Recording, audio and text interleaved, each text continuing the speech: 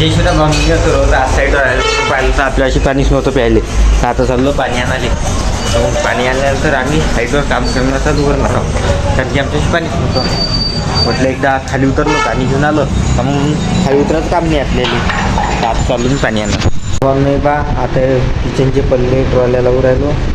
ते कॉम्बिनेशन कसं आहे सांगावर कमेंटमध्ये कसं वाटते म्हणून. नंतर हे बॉक्सचं आहे. इकडे मंदिर कंप्लीट आहे. थोडंसं काम राहिलं आहे, डिझाईन वगैरे चिपकून आहे, तिकडच्या पट्ट्या चिपकून आहे. मंदिर कंप्लीट आहे. हे इकडे डॅनी हाही कंप्लीट आहे आज. म्हणून आता माझी लेजंड बाईक सांगा कोणती असून लेजंड. ऑफिसली एकच आहे स्प्लेंडर.